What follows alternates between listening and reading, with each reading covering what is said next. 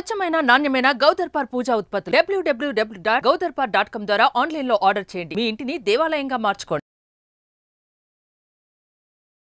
Hi hello నమస్తే welcome back to Suman TV. ప్రస్తుతం స్టూడియోలో ఉన్నారు తోడు నీడ ఆర్గనైజేషన్ ఫౌండర్ రాజేశ్వరి గారు. నమస్తే మ్యామ్. నమస్తే అమ్మా. మ్యామ్, ఓల్డ్ ఏజ్ ఉన్నాయి కదా, ఆ ఏజ్లో ఉన్న వాళ్ళకి 50+ 50+ ఉన్న వాళ్ళకి 60+ ఉన్న వాళ్ళకి ఓల్డ్ ఏజ్ హోమ్స్ ఉన్నాయి కదా, వాళ్ళకి తోడు అవసరమా అని కొన్ని కామెంట్స్ వస్తున్నాయి. తోడు నీడ ఆర్గనైజేషన్ మీద నెగిటివ్ గా మాట్లాడే వాళ్ళు ఉన్నారు, పాజిటివ్ గా మాట్లాడే వాళ్ళు కూడా ఉన్నారు. వాళ్ళు ఎంతమంది ఉన్నారో వీళ్ళు అంతమంది ఉన్నారు బ్యాలెన్సింగ్ గా. ఇవన్నీ ఎలా ఎదుర్కొని మీరు ఈ ఆర్గనైజేషన్ రన్ చేస్తున్నారు మేడం? అంటే మీకే ఒక పని చేయాలి అన్నప్పుడు మనకి చాలా స్ట్రాంగ్ విల్ పవర్ ఉండాలి. భగవంతుడి దయ వల్ల నాకు అది ఉంది. అందుకనే 70 ఏళ్ళు దాటినా కూడా ఈ ఒంటరి పోరాటం చేసుకుంటూనే వస్తున్నాను. అది వాళ్ళ వ్యక్తిగత అభిప్రాయం. తోడు నీడ అవసరమా, ఈ వయసులో పెళ్ళి అవసరమా అనేది వాళ్ళ వ్యక్తిగత అభిప్రాయం. నా అభిప్రాయం ఏంటంటే తోడు అనేది ప్రతి మనిషికి అవసరం. అది పెళ్ళనే నేను చెప్పట్లా. Any 2 persons can live together. ఇద్దరు ఆడాళ్ళు ఉండొచ్చు, ఇద్దరు మగాళ్ళు ఉండొచ్చు. ఫస్ట్ నుంచి చెప్తున్నది. అయితే పెళ్ళికి ప్రాధాన్యం అనేది పబ్లిక్ ఇచ్చారు, నేను ఇవ్వాల. ఇద్దరు ఆడవాళ్ళు ఉన్నా సరే కమ్యూనిటీ లివింగ్లో ఉండొచ్చు. కానీ అంతకంటే భార్యాభర్తల సంబంధానికి వాళ్ళు ఎందుకు ఇచ్చారంటే ఒక ఎమోషనల్ రిలేషన్ అనేది ఆ ఇద్దరి మధ్యన ఉంటుంది అనే అభిప్రాయంతో ఉండొచ్చు వాళ్ళు. దానికి వాళ్ళు ఇచ్చారు, దాన్ని నేను సపోర్ట్ చేసుకుంటూ వెళ్తున్నాను అంతే. అయితే తోడు అవసరమా అన్నారు సవా, ప్రతి ఒక్కళ్ళకి తోడు అవసరమేనమ్మా. అది కాదు అని ఎవ్వరూ అనలేరు. అంటే నేను పబ్లిక్ మీటింగ్కి రెడీగా ఉన్నా జవాబు చెప్పడానికి. ఎవరైనా మీటింగ్కి నీకు వస్తే నేను ఐఎమ్ రెడీ. కానీ ఇవి ఎంతసేపటికి అందులో పెడతారు, కానీ ఇది మన కామెంట్స్లో పెడతారు తప్ప పబ్లిక్లోకి ఒక్కళ్ళు మాట్లాడడానికి రారు. ఎందుకంటే వాళ్ళ నరాన జీర్ణించుకుపోయింది. పెళ్ళి అనేది 25 ఏళ్ల వయసుకి. ఈ వయసులో పెళ్ళి ఎందుకు, ఈ వయసులో పెళ్ళి ఎందుకు, ఈ వయసులో ఎందుకు పెళ్లి చేసుకోకూడదు? అంటే పెళ్ళి పిల్లల్ని కనడానికైనా, 25 ఏళ్ల వయసుకైనా పెళ్ళి, 50 ఏళ్ళకి అక్కర్లా. నా ఉద్దేశంలో 50-60 దాటిన కొద్దీ అమ్మ తోడు అవసరం చాలా ఉంటుంది. ఒంటరిగా పడుకోలేరు, ఒంటరిగా భయపడతారు, ఎక్కడన్నా పడిపోతే ఏమైపోతుంది అనిపిస్తుంది. ఒక మనిషి తోడు అనేది ప్రతి మనిషికి అవసరమే, కాదనలేని నిజం ఇది. ఎవరైనా అంటే నేను రెడీ. డాక్టర్స్ చెప్తున్నారు, సైకాలజిస్టులు చెప్తున్నారు తోడులేని ఒంటరి జీవితం దుర్భరం అని, మానసికమైన రుగ్మతలు వస్తాయని. అలా తోడు కోసమని పెళ్లి చేసుకున్న సక్సెస్ స్టోరీస్ మా దగ్గర ఉన్నాయి. అంచేత ఈ మధ్యనే ఒక సీనియర్ సిటిజన్ హోమ్కి వెళ్ళాం. అందులో ఎవరైనా ఉంటే మీటింగ్లో చెప్దాము అని. అంటే ఆయన ఏమన్నాడంటే 24/7 మేము వర్క్ చేస్తున్నామండి, అసలు వాళ్ళకి తోడు అవసరం ఏముంది అన్నాడు. నేను అందాం అనుకున్నాను, నువ్వు కూడా నీ పిల్లని వదిలిపెట్టేసి 6 నెలలు వచ్చి వేరే ఉంటే నీకు తోడు అవసరం ఏంటో తెలుస్తుంది. తోడు అవసరం లేదని ఎలా అంటారు? 24/7 ఎక్కడ వస్తున్నావు అయ్యా నువ్వు? 6-7 నీ ఇంటికి వెళ్ళి పడుకోవట్లా? అర్ధరాత్రి వీళ్ళకి ఏదైనా అయితే మహా అయితే ఓ ఫోన్ కొడితే ఓ మనిషిని పంపిస్తావు. వాళ్ళకి ఆత్మీయత ఎక్కడొస్తుంది, ఆప్యాయత ఎక్కడొస్తుంది, ప్రేమ ఎక్కడొస్తుంది? నేను అనే ఒక స్పర్శ. పసిపిల్లలు కూడా అమ్మ ఏడుస్తే ఎత్తుకుని గుండెలకు హత్తుకుంటే ఊరుకుంటారు ఆ ఆత్మీయమైన స్పర్శతో. అలాంటి స్పర్శ లేక వృద్ధులు తప్పించిపోతున్నారు. అది వాళ్ళకి అర్థం కాదు. అది ఆ నొప్పి పడ్డ వాళ్ళకే అర్థమవుతుంది. ఇప్పుడు చూడండి మీరు, ఈ తోడు నీడ ఈ వయసులో పెళ్ళి ఎందుకన్నా ప్రతి వాళ్ళకి తోడు ఉంది కాబట్టి వాళ్ళకి ఆ పెయిన్ తెలియటల్లా. అమ్మ ఇది అద్భుతం అన్న వాళ్ళు చాలామంది అందులో సింగిల్స్ ఉంటారు. ఆ బాధ ఏంటో వాళ్ళకి తెలుసు కాబట్టి అమ్మ అద్భుతమైన కార్యక్రమం చేస్తారంటారు. అంచేత తోడు అవసరం అనేది సృష్టిలో ఎవ్వరూ కాదనలేని నిజం. కాదు అంటే నేను రెడీ. తోడు అంటే మీ ఆలోచనలో మీ ఆర్గనైజేషన్ యొక్క ఆ పదం ఏంటంటే తోడు అంటే ఇప్పుడు ఓన్లీ సెక్షువల్ గానేనా? ఇప్పుడు 50 వయసులో పెళ్లి ఎందుకు, 60 వయసులో పెళ్లి? అది సెక్షువల్ గా అనుకున్న వాళ్ళే ఇలా అంటారు, 50 వయసులో పెళ్లి ఎందుకని. 25 వయసులో పెళ్లి సెక్స్ కోసమైనా? అది చెప్పండి. సెక్స్ తప్ప ఇంక వేరే జీవితంలో ఇంకేమీ లేదా? 50 తర్వాత ఒక ఆత్మీయమైన స్నేహం ఎందుకు ఉండకూడదు? స్నేహబంధం ఆడకి మగకి సమాజం 50 అయినా 70 అయినా హర్షించదు కాబట్టి దానికి పెళ్ళి అని ఒక పేరు పెడుతున్నాం. ఆడమగ ఎందుకు ఉండాలి? తోడు అనే దాంట్లో నేను అదే చెప్తున్నా, ఇద్దరు ఆడాళ్ళు కలిసి ఉండండి వద్దలే, ఇద్దరు మగాళ్ళు కలిసి ఉండండి వద్దలేదు, లేదా ఆడమగ కలిసి ఉండండి. అది చాయిస్, వాళ్ళు ఇచ్చుకునే చాయిస్ అది. అంచేత ఒంటరి జీవితం వద్దు. నేను చెప్పేది అది ఒక్కటే, ఒంటరి జీవితం వద్దు. వేదనాభరితమయ్యి నా అనే తోడు లేక చివరి రోజుల్లో నా కోసం పరితపించే మనిషి లేని జీవితం వద్దు. హాయిగా మీ తోడుతో మీరు ఉండండి, మీ ఫ్రెండ్తో మీరు ఉండండి. అది ఫ్రెండ్ అనుకో, భార్య అనుకో, కంపానియన్ అనుకో, ఎవరనుకో. ఒక మనిషి ఉండడంలో షేరింగ్ ఉంది. నీ మనసులో కష్టం సుఖం ఏదైనా ఉంటే షేర్ చేసుకోగలుగుతావు. ఎక్కువసేపు మాట్లాడకుండా మౌనంగా ఉండొద్దు అంటారు సీనియర్ సిటిజన్స్. మాట్లాడండి. ఎందుకంటే అది సర్ప్రెస్ చేసుకున్న కొద్దీ కూడా వేదన, స్ట్రెస్ ఎక్కువ అవుతుంది. 10 మంది 4 ఉంటే ఏదో ఒక పిచ్చాపాటి మాట్లాడుకుంటాం. ఒక సినిమాకి వెళ్తేనే 3 గంటలు బోర్ కొడుతుంది, ఎవరైనా ఫ్రెండ్ ఉంటే వెళ్దాం అనుకుంటాం. అలాంటిది లైఫ్ లాంగ్ ఎలా ఉంటారమ్మా ఒంటరిగా? అది చాలా దుర్భరం. అది అనుభవించిన వాళ్ళకే తెలుస్తుంది ఆ బాధ ఏంటో. మేడం, మళ్ళీ మీరు పరిచయ వేదికలని, స్వయంవరం ఇవన్నీ చేస్తూ ఉంటారు కదా. ఈ స్వయంవరం కాన్సెప్ట్ ఏంటి మేడం? అంటే స్వయంవరం అనగానే యంగ్స్టర్స్ అవును. అంటే 20, 21, 25 అవును, అవును. వాళ్ళు కదా. అవును. అంటే ఇలాంటి ఏజ్ వాళ్ళకు కూడా ఈ స్వయంవరాలు స్వయంవరం అనేది ఏంటంటే పూర్వకాలం రాజుల కాలంలో ఇప్పుడు సీతాదేవి స్వయంవరం ఉంది. ఆవిడ దండ పట్టుకుని వస్తుంటే చెలికైతే ఒక్కొక్క పెళ్లి చేసుకోవాలనుకున్న రాజులందరూ కూర్చుని ఉంటారు. ఒక్కొక్కళ్ళ దగ్గరికే వెళ్ళి వీళ్ళు ఫలానా అని వాళ్ళ బయోడేటా అంతా ఆవిడ చెప్తుంది. ఈవిడికి ఇష్టం లేకపోతే నెక్స్ట్ వాడి దగ్గరికి వెళ్తుంది, నెక్స్ట్ వాడి విషయాలు అలా చెప్పుకుంటూ వెళ్ళినప్పుడు ఆవిడకి నచ్చిన వరుడి మెడలో వరమాల వేస్తుంది. అలాంటిదే ఇది కూడా. ఈ పరిచయ వేదిక కూడా పెళ్లి కావాలి అనుకున్న పురుషులు స్త్రీలు అందరూ అక్కడ అసెంబ్ల్ అవుతారు. ప్రతి ఒక్కళ్ళు కూడా వాళ్ళ వాళ్ళ పరిచయాలు చేసుకుంటారు. వాళ్ళ ఊరు, పేరు, క్యాస్టు, వయసు, వాళ్ళ రిక్వైర్మెంట్ అంటే ఎలాంటి పార్ట్నర్ కావాలి అనే విషయాలు మాట్లాడతారు. అందులో నచ్చినటువంటి వ్యక్తి యొక్క టోకెన్ నెంబర్ వీళ్ళు నోట్ చేసుకుంటారు. వాళ్ళు టోకెన్ నెంబర్ చెప్తారు, టోకెన్ నెంబర్ నోట్ చేసుకుంటారు. టోకెన్ నెంబర్ నోట్ చేసుకున్న తర్వాత అన్ని పరిచయాలు అయిపోయిన తర్వాత వాళ్ళు మాట్లాడుకుంటారు. సపోజ్ 20వ నెంబర్ టోకెన్ నచ్చింది ఆయనకి, 20వ నెంబర్ టోకెన్తో నేను మాట్లాడాలనుకుంటున్నా అంటాడు. సరే వాళ్ళిద్దరూ వెళ్ళి దూరంగా కూర్చుంటారు. వాళ్ళకి వేరే ఏర్పాటు ఉంటుంది, అక్కడ మాట్లాడుకుంటారు. వాళ్ళ పర్సనల్ విషయాలన్నీ మాట్లాడుకోవచ్చు. 25 ఏళ్ల పెళ్లిలో చాలామంది అడుగుతారు ఫోటోలు పంపించండి అని. 50 ఏళ్ళకి ఫోటో చూసి ఏం పెళ్లి చేసుకుంటారో అర్థం కాదు. 25 ఏళ్ల వయసులో అంటే రిక్వైర్మెంట్ కూడా ఇప్పటికీ అదే మైండ్ సెట్. అంటే బహుశా మ్యాట్రిమోనియల్ వల్ల ఇది అలవాటు అయిపోయింది. మా 25 ఏళ్ల పెళ్లిలో అమ్మ పిల్ల అందంగా ఉండాలి, పిల్ల చదువుకోవాలి, పిల్ల ఉద్యోగం చేయాలి, ఇలాంటి రిక్వైర్మెంట్లు ఉంటాయి. 50 ఏళ్ళకి 60 ఏళ్ళకి అందం ఏం చూస్తారు? అందం తరిగిపోయే వయసు, ఇది పెరిగిపోయే వయసు కాదు. పైగా రింగుల చుట్టూతో పాత ఫోటో ఒకటిస్తాడు ఆయన, అది చూస్తే ఇవాళ చూస్తే బట్టతలు ఉంటుంది.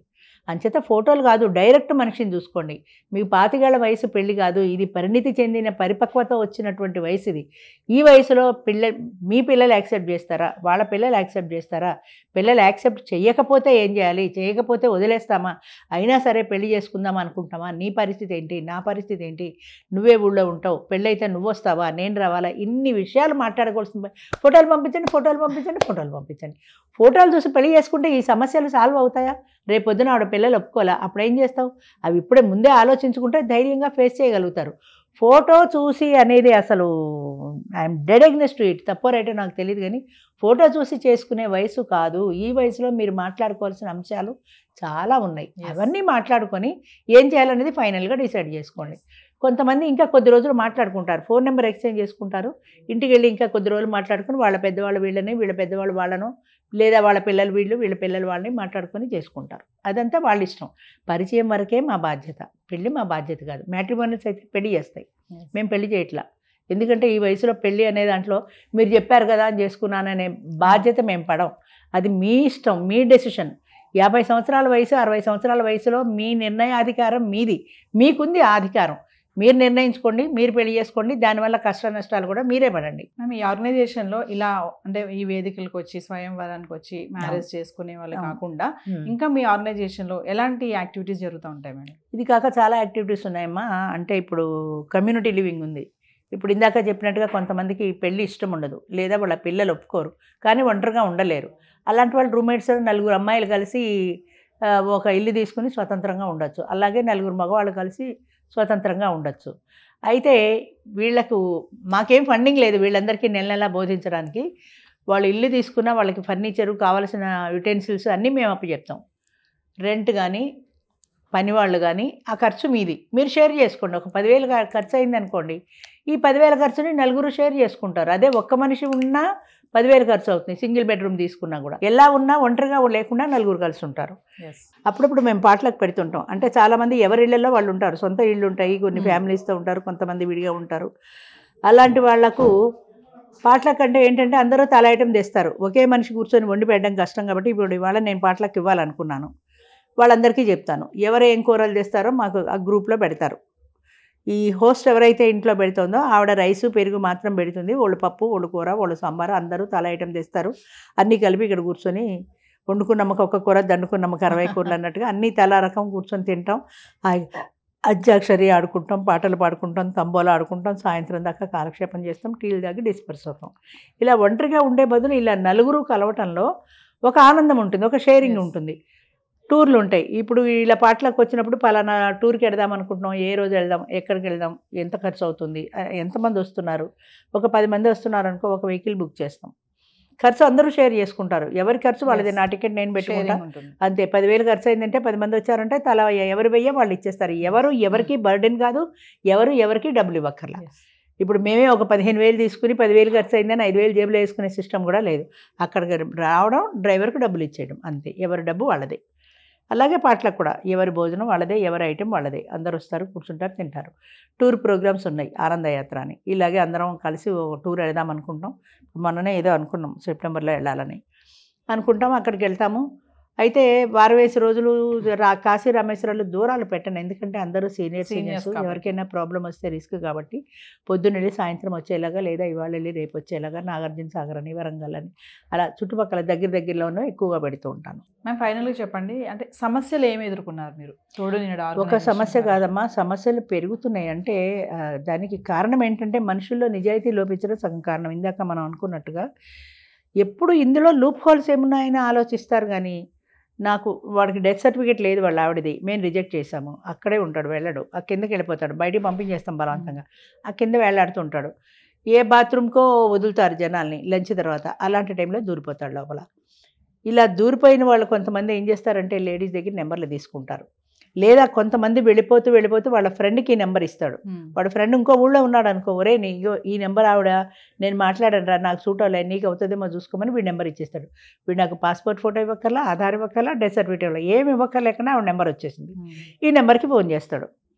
మీరు ఎవరైనా అడుగుతుంది ఆవిడ, నేను తోడునడ మెంబర్ని అంటాడు. మీ తోడునడ మెంబర్ అయితే నాకు ఎప్పుడు మీరు పరిచయంలో రాలేదు, నేను మీతో ఎప్పుడు నేను టోకెన్ ఇవ్వలేదు, మీరే నా నెంబర్ మీకు ఎలా తెలిసింది? మా ఫ్రెండ్ ఇచ్చాడు. ఎవరా ఫ్రెండ్ అంటే చెప్పడం. ఇలా మాట్లాడతారు. అయితే ఆడవాళ్ళు కూడా కాస్త భయపడ్డ వాళ్ళు, ఏమో వాడెవడో మనకి తెలియదు కదా అని వాడిని ఎంటర్టైన్ చేయరు. కొంతమంది ఎవడైతే మనకు అనుకూలంగా ఉంటే మ్యాచ్ సెటిల్ చేసుకుంటాం కదా అని మాట్లాడతారు. ఈసారి నుంచి నేనేమనుకుంటున్నానంటే ఇద్దరు పోలీసులు మఫ్టీలో పెడదాం అనుకుంటున్నాను. ఇలా దొంగతనంగా వస్తారు కదా, మ్యాట్రిమోనియల్ వాళ్ళు వచ్చేస్తుంటారు, వాళ్ళు ఏదో పాస్పోర్ట్ ఫోటో ఎవరిదో తీసుకుని వచ్చేస్తుంటారు. ఒక ఆయన 16 నెంబర్లు వేసుకున్నాడు. 16 నెంబర్లు దేనికి నీకు? నువ్వు ఇద్దరు వేసుకుంటావు, ముగ్గురు వేసుకుంటావు అంటే ఈ నెంబర్లు వేసేసుకుని ఈ నెంబర్లు తీసుకుని ఇంటికి వెళ్ళిపోయి ఇంటి దగ్గర నుంచి ఫోన్ చేస్తారు, మాకు కట్టండి నేను. మొన్న ఆవిడెవరో ఫోన్ చేసింది, మీ కామెంట్స్లో చూసానమ్మా, నాకు బాధ అనిపించింది. ఇప్పుడు ఇన్ని కబుర్లు చెప్తుంది కానీ అంతా హంబకే. ఫోన్ చేస్తే 6,000 ఫీజు అడిగిందని పెట్టింది ఆవిడ. 6,000 ఫీజు అడిగింది మేం కాదు, తోడు నీడ లహరి వాళ్ళది. నేను క్లియర్గా మీకు ఎదురుకుండా చెప్తున్నాను. నేను వాళ్ళు తీసుకుంటారు 6,000, 7,000, 8,000, ఇప్పుడు పెరిగిందేమో కూడా. వాళ్ళు డబ్బులు కట్టమంటే ఈవిడ తోడు నీడ పేరే కాబట్టి మాదే అనుకుని తోడు నీడ ఉత్తుత్తి కబుర్లు చెప్తారు. 6,000 అడిగిందని చెప్పింది. మేము తీసుకునేది ఆడవాళ్ళ దగ్గర 500 ఫీజు. 500 కేవలం భోజనాలకి, ₹1 కూడా ఎక్స్ట్రా లేదు. భోజనాలకి వాళ్ళకి 500 ఖర్చు అవుతుంది. పొద్దున వెల్కమ్ డ్రింక్, మధ్యాహ్నం భోజనం, ఈవినింగ్ టీ. ఈ 500 వాళ్ళకి వెళ్ళిపోతుంది. మాకు ₹1 ఇందులో వచ్చేది లేదు, రూపాయి మిగుల్చుకునే ఉద్దేశం కూడా లేదు. వాళ్ళకి మేము ఎదురు పెట్టలేం కాబట్టి. ఇలా తెలియకుండానే తోడు నీడ పేరుకే కానీ 6,000 అడిగింది ఆవిడ అని పెట్టేస్తే నేనేం చెప్పాలి అలాంటి వాళ్ళకి? ఇలాంటి తప్పుడు కామెంట్స్ ఉంటాయి, దానికి దీనికి కన్ఫ్యూజ్ అవుతుంటారు. అందుకే చాలామంది రాజేశ్వరి గారైనా రాజేశ్వరి తోడు నీడైనా అని కూడా అడుగుతూ ఉంటారు, ఎందుకంటే ఇలాంటి కన్ఫ్యూజన్ లేకుండా. అంచేత నిజాయితీగా లేకుండా ఇలా తప్పుడు సమాచారంతో తప్పుడు ఫోన్లు చేసి రీసెస్ టైంలోనో లంచ్ టైంలోనో మేము వదిలేసినప్పుడు లోపల దూరిపోయి ఆ బయటికి వెళ్ళమంటే వెళ్ళకుండా ఆ కింద రిసెప్షన్లో ఉండి వీళ్ళని ఎలా కంట్రోల్ చేయాలి? తప్పుగా ఎందుకు ఆలోచిస్తారు? అసలు నీకు సర్టిఫికేట్ లేదు వెళ్ళిపోమన్నారు ఎందుకు అనుకోవు? ఎప్పుడు లూప్ హోల్సే వెతుకుతారు. తప్పుడు అసలు నిజాయితీ అనేది జనాల్లో లోపించింది. ఈ ఒక్క విషయం కాదు, ఎందులో అయినా లోపించింది. నా కార్యక్రమం కాబట్టి నేను బాధపడుతున్నాను అంతే. ఈసారి 2 పోలీసులు మఫ్టీలో పెడతాను, తీసుకెళ్ళి తోస్తారు. 2-3 తోస్తే 4 వాళ్ళు అలర్ట్ అవుతారు. అంత కోపం వస్తుంది నాకు. Thank you ma'am. Thank you అమ్మా.